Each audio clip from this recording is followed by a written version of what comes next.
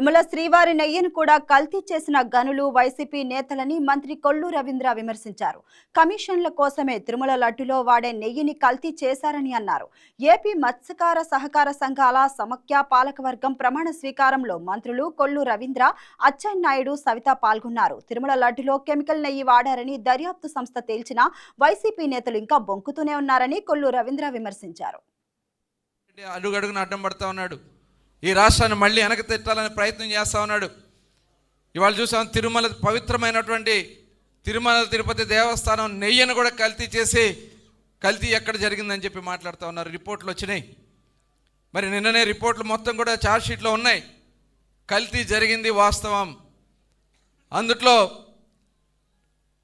కొన్ని కెమికల్ వాడారు.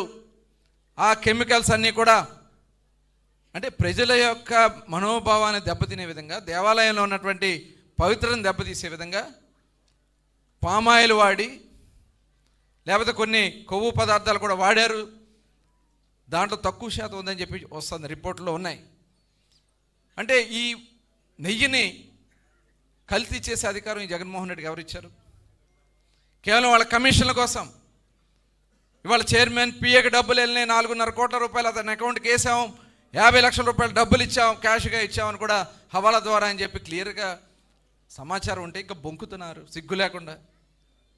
వాతలు పెడతాం, ఆ పెడతాం, ఈ పెడతాం ఉన్నారు. మొత్తం ప్రజలే పెట్టారు, మీకు ఇంకా సిగ్గు లేకుండా మాట్లాడుతూ ఉన్నారు. జగన్మోహన్ రెడ్డికి ఇవాళ మనుగడకు అవకాశం లేదు. అందుకనే రోజు సమావేశాలు పెట్టి ఏదో బురద మన మీద. Please subscribe to YK TV Network. Please subscribe to YK TV. Please watch YK News. Don't forget to subscribe YK News channel